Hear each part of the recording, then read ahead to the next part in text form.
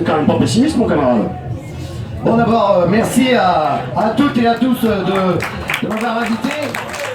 Alors d'abord, moi ce que je tenais à dire, c'est que pour une fois qu'il y a quelque chose qui n'est l'humain d'abord, parce que l'humain il est plus nulle part, que ce soit dans les discours politiques, de ce qu'on nous veut laisser entendre tous les jours, dans certains médias, notamment chez BFM, télé, l'humain c'est tout sauf l'humain d'abord. C'est l'humain après, les profits, les multinationales, les actionnaires, surtout avant tout.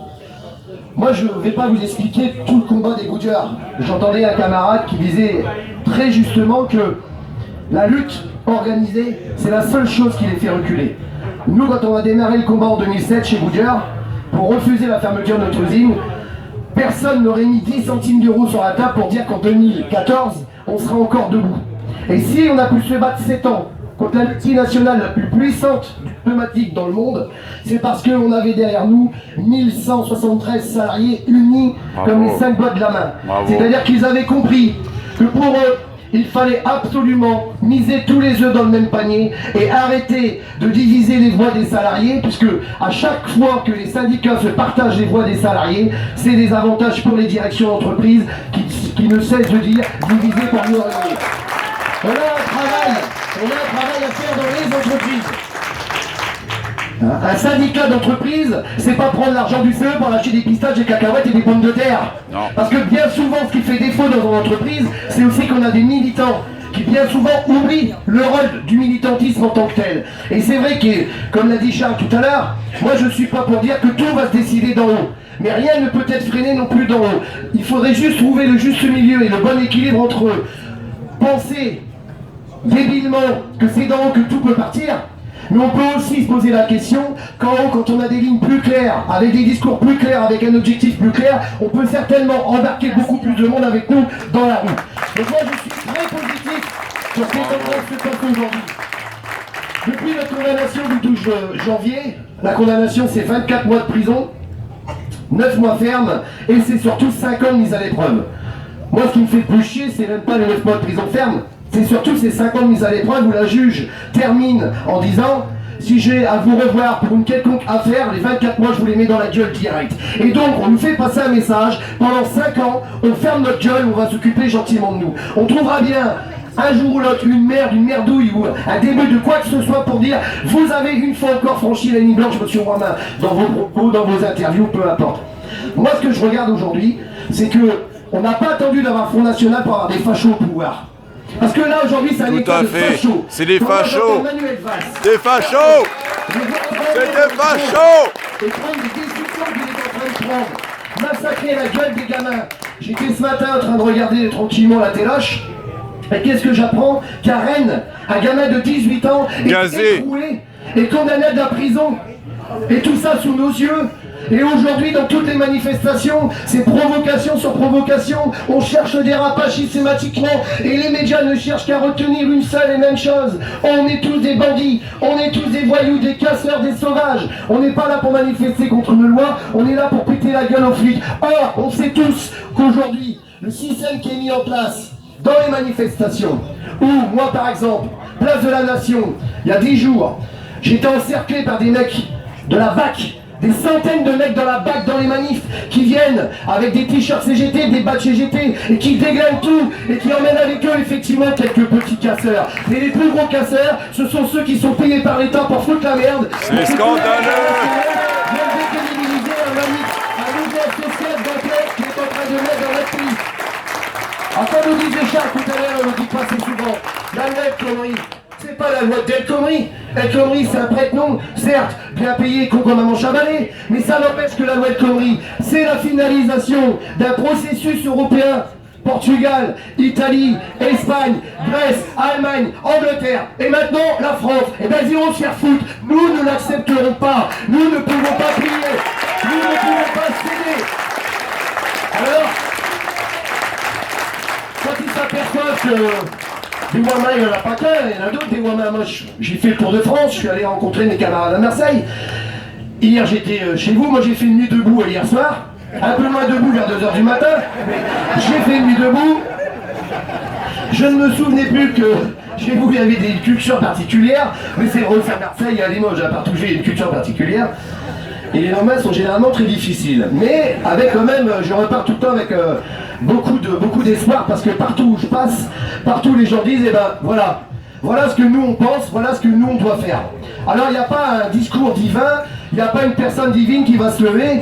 Moi j'entends des gens qui me disent ah bah, vas-y lance-toi présidentiel. Non, attendez, moi j'ai deux combats à mener.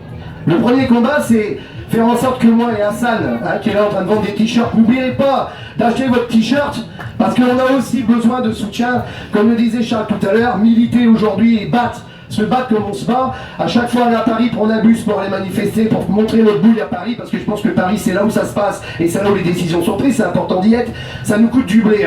Et donc le fric il n'est pas extensible, et pour lutter on a besoin de se battre. Pareil, il y a notre camarade Mourad Lafitte qui est ici présent, qui a fait un nouveau film sur les Goujats qui s'appelle Liquidation, et il s'est engagé à reverser 5 € par DVD vendu. Donc les DVD sont en vente sur son site Facebook, et bientôt on mettra un lien pour que tous les signataires, les 167 000 signataires de la pétition sur change.org puissent recevoir ce lien pour commander directement leur DVD et nous aider indirectement à travers ce DVD, mais qui a un contenu, qui est concret, mais derrière aussi il y a ce soutien financier, parce qu'effectivement on en a besoin. Sur ce, je parle plus de pognon, voilà, l'affaire elle est réglée, ça c'est fait. Bon. Capitaliste. C'est que notre condamnation, c'est pas une condamnation de 8 de Gouliard, c'est pas Michael ou Hassan. Je pense que si le gouvernement s'est permis de faire ça, c'est parce qu'il pensait qu'il pouvait. Je pense que si on avait été plusieurs millions de personnes dans la rue, dès lors qu'on a été convoqué au tribunal, et qu'on aurait dit hors de question qu'on touche à un cheveu d'un syndicaliste qui n'a fait que quoi en fin de compte, que se battre contre une multinationale, l'empêcher de fermer, permettre à une région de continuer à pouvoir vivre, et à des gens de pas gagner 50 000 ou 100 000 € tous les mois, juste gagner 2 000 € par mois et de faire vivre une collectivité, puis surtout avoir un moyen de se lever le matin en disant bah putain j'ai un boulot, et puis quelque part je participe à l'effort de la collectivité. Parce que être chômeur, moi j'ai pas demandé, le 22 juillet je serai chômeur, là je suis en congé de reclassement.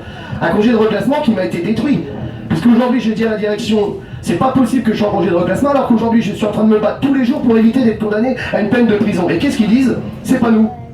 C'est pas de notre faute, monsieur Romain. Nous, on a retiré nos plaintes, mais tout ça aussi était habilement calculé. Parce qu'ils savaient que même en retirant leurs plaintes, et c'est le deal qu'ils avaient passé avec l'État, le procureur poursuivrait. Et donc aujourd'hui, ils veulent se donner beau rôle en disant on a retiré nos plaintes, on n'est pas responsable, mais les gros enculés qui ont porté plainte contre moi, c'est bien les Goodyear, et si je suis condamné, c'est bien parce que Goodyear a porté plainte initialement pour une soi-disant séquestration.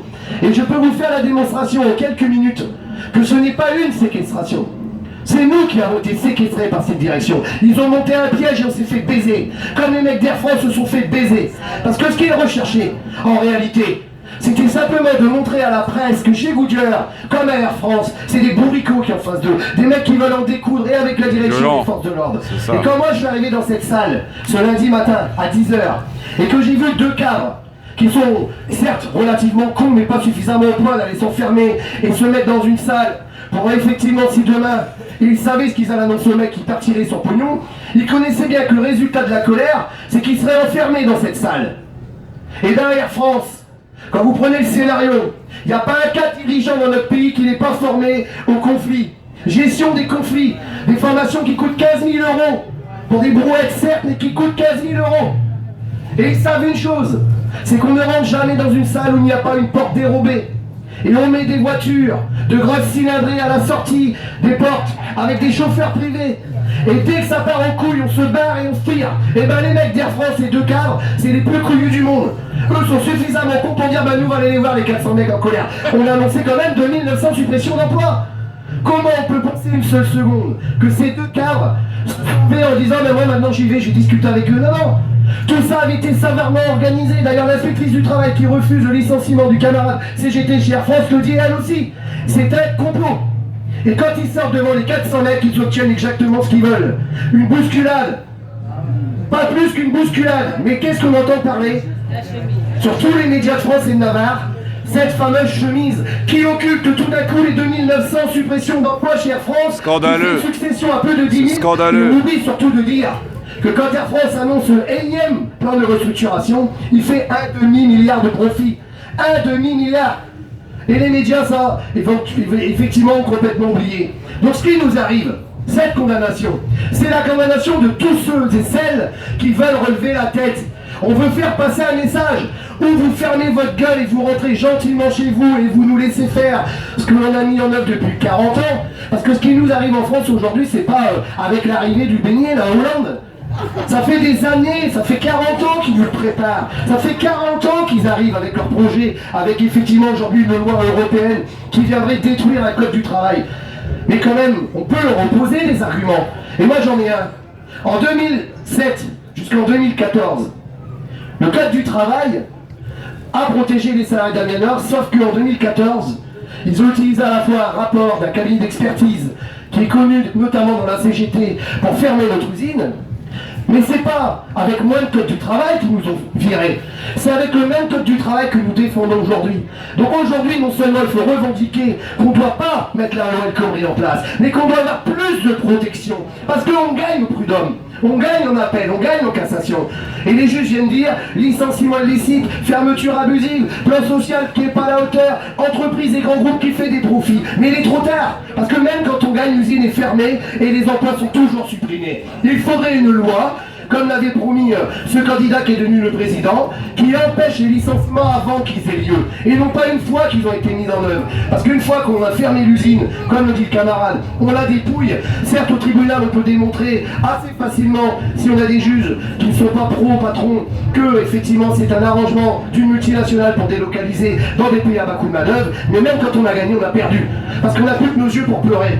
Et moi, je l'ai dit à la direction de Goodyear, les 200 millions d'euros qu'ils ont mis sur la table pour fermer l'usine, on n'en avait rien à foutre. Nous, on aurait préféré avoir 1/10 de cet argent pour investir et nous donner du boulot pendant 20 ans et faire la richesse, et à la fois pour nous, notre région, et aussi donner un avenir à nos gamins. Parce que si moi j'ai travaillé, parce que si moi j'ai pu aller chez Goodyear sans diplôme et assez bête comme je l'étais à l'époque, beaucoup moins épuisant que j'ai connu la CGT, j'ai quand même appris plein de choses, pas uniquement à être mis debout, mais aussi plein d'autres choses. Mais ce que je peux vous dire, c'est que ce qu'on a fait, nous, on peut le faire partout. Partout, on est en capacité d'arriver à faire en sorte qu'on se batte le plus longtemps possible. Parce qu'il y a une chose qui ne calcule pas, il y a une chose qui ne s'attend pas, c'est quelle va être la résistance en phase 2. Quand le camarade dit que depuis 2 ans, ils sont en train de se battre et qu'ils ont gagné, et qu'ils vont gagner. Non, ils ont déjà gagné. Parce que chaque patron qui recule, chaque jour sur un projet de fermeture, c'est les salariés qui gagnent. Et la raison de mettre en évidence cette saloperie de CFDT qui nous fait tant mal dans les entreprises et qui signe, on parlait de l'ANI, qui a signé l'ANI ? Qui a signé le dernier accord qui maintenant va faire que pour avoir sa retraite pleine et entière dans le privé, il va travailler 1 an de plus? Et pour quel motif on signe? Demandez à Berger, il est incapable de vous le dire. Par contre, la gonzesse de la CGC, elle était claire. Nous avons signé cet accord pour ne pas perdre la présidence de certains organismes d'État. C'est ça la réalité. Ils signent des accords pour mieux se placer. Voilà où on en est aujourd'hui. Alors effectivement, même chez nous, même si ça ne plaît pas à certains, on a quand même quelques petits problèmes. Parce que moi, effectivement, apprendre qu'un camarade qui a été viré pour tout un tas de problèmes, qui continue à être payé, qui maintenant est repêché par Hollande, qui crée un poste, qui modifie les structures pour le rémunérer, moi ça aussi, ça me pose des problèmes. Je le dis, et j'en ai rien à foutre, je suis sûr qu'ils ne sont pas contents pour sa différence. Voilà. Maintenant, je ne me trompe pas de combat. Je ne me trompe pas de combat. La CGT est le plus bel outil du monde du travail. La CGT est le seul outil qui peut nous faire gagner. Mais la CGT, c'est tous ensemble.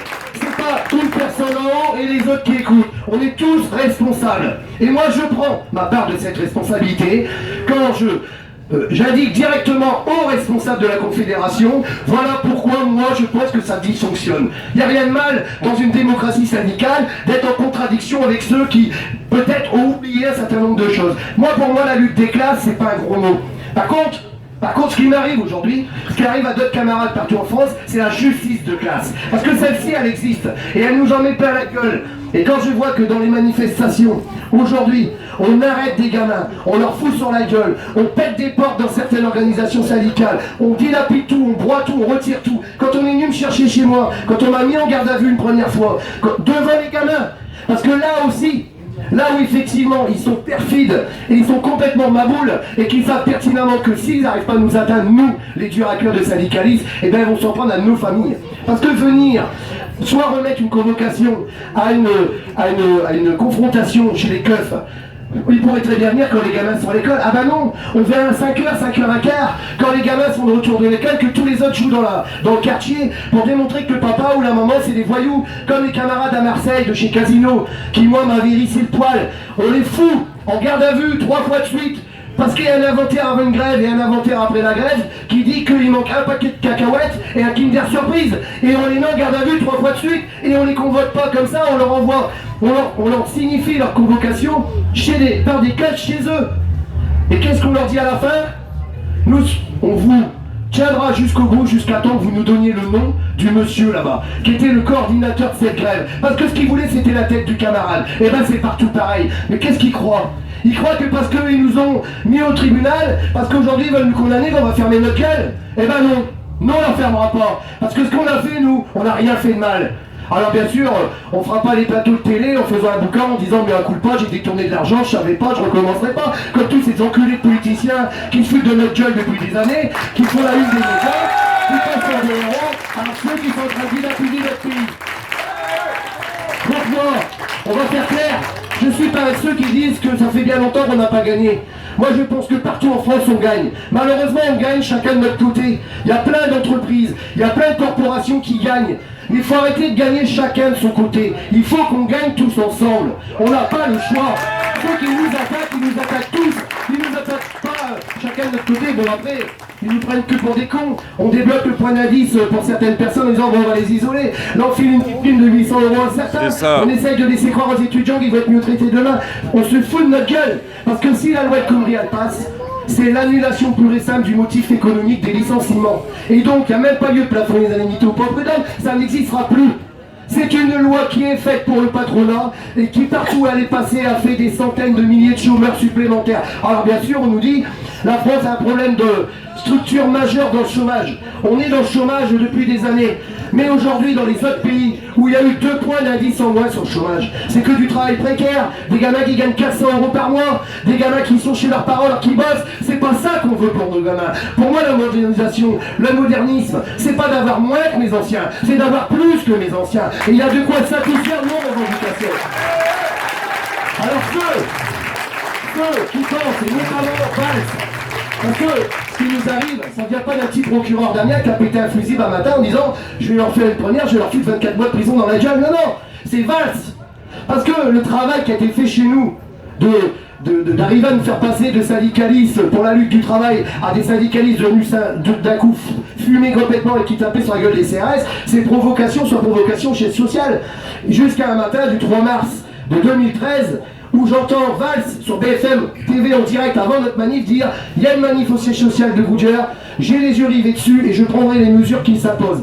Sauf que moi la veille j'étais en préparatoire et le temps que je croise le cordon de serrage, je me suis fait insulter moi 25 fois d'enculé fils de pute.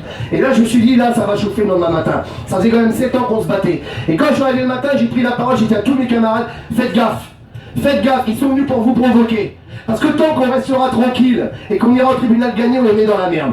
Le jour où on leur fout sur la gueule, ils ont un justificatif pour dire voilà ce que c'est que les mecs de Goodyear. Mais malheureusement, au bout d'une demi-heure, c'est parti en sucette.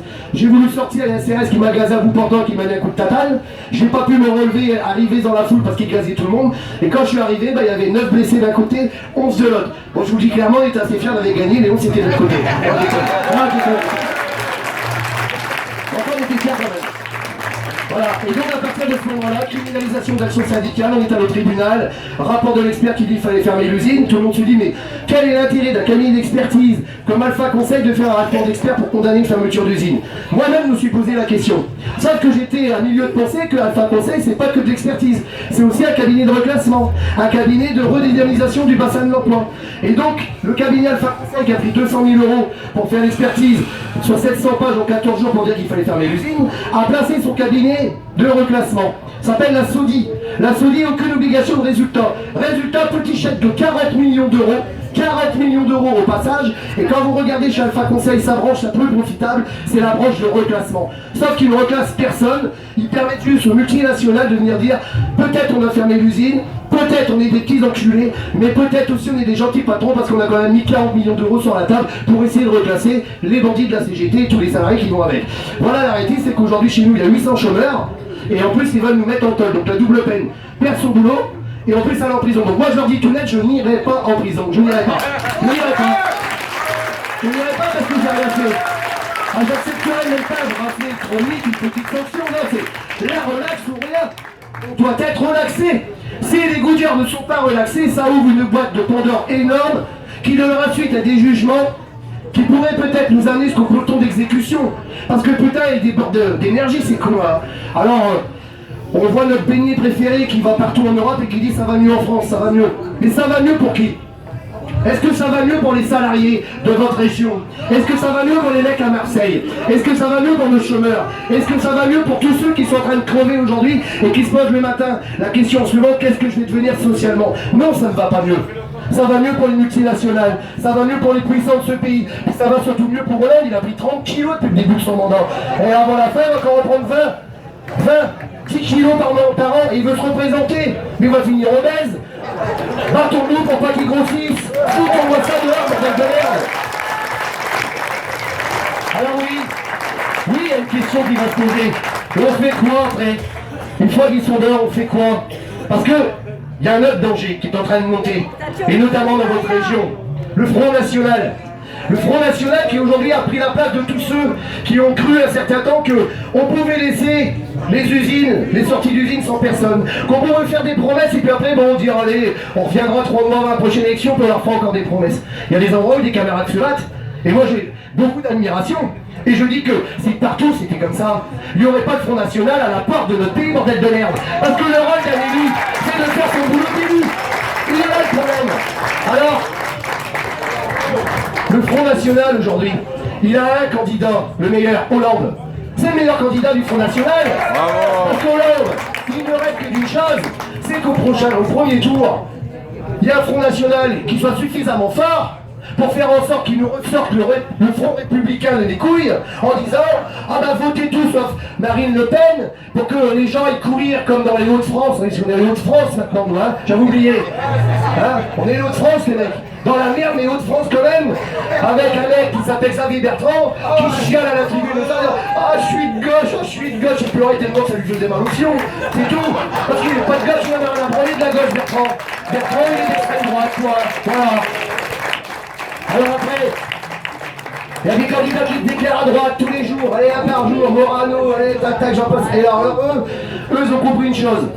Il va falloir qu'ils fassent plus fort qu'Hollande, parce que Hollande il a bien marché sur leur plate-bande, il est vraiment à droite. Donc il faut qu'il soit encore plus à droite. 300 000 suppressions de postes, dit Juppé-Lot, Sarkozy dit non, 500 000, moi je vais t'en mettre dans la gueule. À qui 1 million bientôt demain.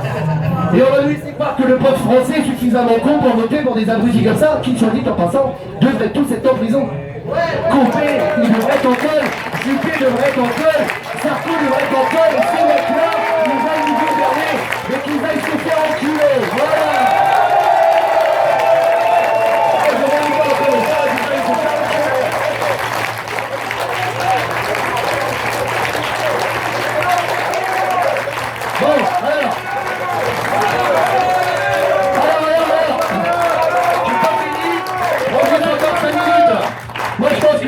Qui sont en train de se battre là, qu'on soit dans la CGT, qu'on soit au PC, qu'on soit dans les partis, qui pensent qu'il faut qu'on fasse ensemble changer les choses et qu'on est quand même bien plus nombreux que ceux qui essayent de nous écraser la gueule.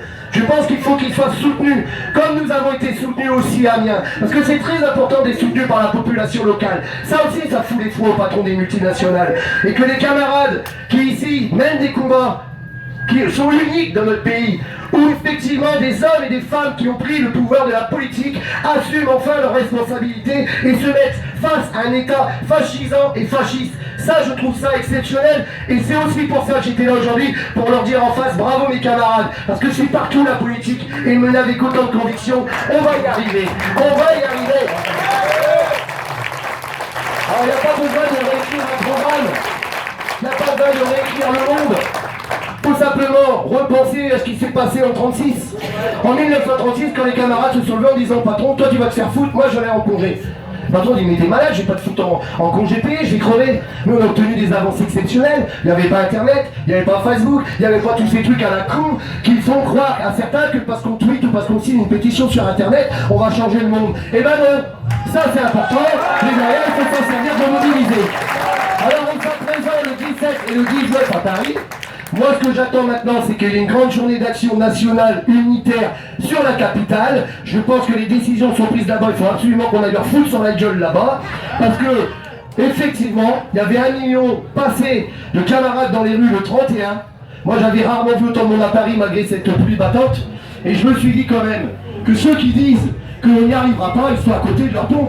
Parce que il y a des camarades de Nuit debout, il y a des camarades étudiants que j'ai rencontrés dans les facs, des gamins, que contrairement à ce que vous nous laissez croire, sont tous sauf complètement débiles. Ils ont bien compris le combat. Ils ne sont pas manipulés ni par un tel ou un tel. Ils ont bien compris que leur intérêt, leur avenir, se joue maintenant avec cette putain de loi. Et si on la laisse passer, c'est pas quelques salariés qui vont crever, c'est le monde du travail qui sera anéanti. Et on leur a livré sur un plateau ce qu'ils veulent depuis plus de 50 ans. Et je terminerai pour vous dire que le 19 octobre à Amiens, nous lançons dès demain une campagne nationale d'information sur tous les sites internet. Nous allons interpeller la Confédération pour lui demander qu'elle mette les moyens nécessaires à disposition dans toutes les UD et les UL pour permettre des moyens de transport collectif pour faire qu'Amiens le 19 octobre, ce soit une journée d'action exemplaire. L'attaque est violente, la réponse doit l'être. L'attaque est massive, la réponse doit l'être. Voilà, alors tous ensemble, on est parculés. Merci à tous. Je vous embrasse de tout mon cœur. Merci à tous les camarades. Je vous vois tous dans la soirée.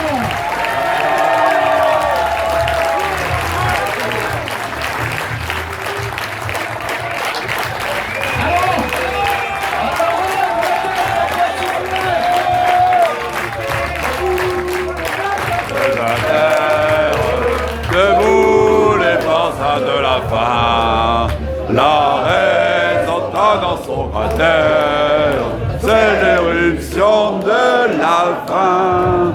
Du passé, faisons table rase, faut l'esclave debout, debout. Le monde va changer de base, nous ne sommes rien, soyons tout. C'est la lutte